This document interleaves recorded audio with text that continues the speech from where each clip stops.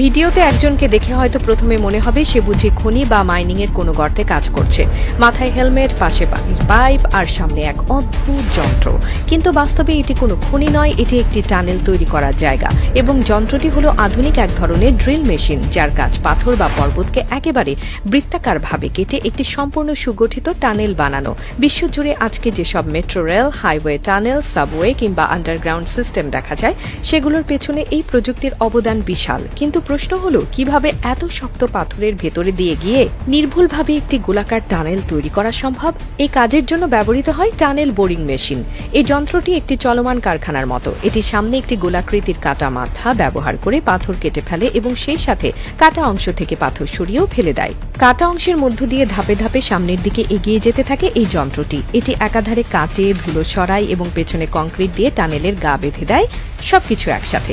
তবে কিছু এলাকায়, বিশেষ করে যেসব জায়গায় পাথরের গঠন অনেক কঠিন বা যেখানে টিবিএম ব্যবহার করা সম্ভব না, সেখানে ব্যবহার করা হয় ওয়াটার কুলিং ড্রিল সিস্টেম। এই পদ্ধতিতে অত্যন্ত শক্তিশালী একটি রোটারি ড্রিলের সামনে থেকে ডায়মন্ড টিপড রাউন্ড কাটার, যা ঘুরে ঘুরে পাথর কেটে ফেলে। যেহেতু কাটা অংশে প্রচুর তাপ সৃষ্টি হয়, তাই সেই অংশে অবিরত পানি ঢেলে সেটিকে ঠান্ডা রাখা হয়। এই কারণে একে বলা হয় ওয়াটার কুলিং ড্রিলিং। এই পদ্ধতির সবচেয়ে বড় সুবিধা হলো এটি পরিবেশ বান্ধব এবং তুলনামূলকভাবে নিরাপদ। টানেল খোঁড়ার সময় কোনো বিস্ফোরণ বা ডায়নামাইট ব্যবহার করা হয় না, ফলে চারপাশের পরিবেশ ও বসবাসকারী মানুষের জন্য এটি অনেক নিরাপদ। উপরন্তু, যেহেতু টানেল ধাপে ধাপে ছোট ছোট অংশে কাটা হয়, তাই এতে দুর্ঘটনার আশঙ্কাও থাকে অনেক কম। এই টানেল খোঁড়ার পুরো প্রক্রিয়াটি সময় সাপেক্ষ। কখনো একটি টানেল তৈরি করতে মাসের পর মাস লেগে যায়, তবে ফলাফল হয় টেকসই, শক্ত এবং শতভাগ সুষম টানেল। বিশেষ করে শহরাঞ্চলে মেট্রো রেলের নিচে এই প্রযুক্তি ব্যবহার এখন খুবই সাধারণ ব্যাপার হয়ে গেছে।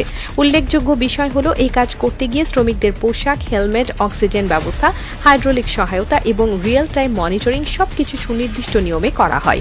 কারণ 1 সেকেন্ডের ভুলেই হতে পারে ভূমিধস, ধ্বংস বা মৃত্যু। যেসব দেশে এই প্রযুক্তি বেশি ব্যবহৃত হয় তার মধ্যে রয়েছে চীন, জার্মানি, জাপান, সুইজারল্যান্ড, ভারত এবং তুরস্ক।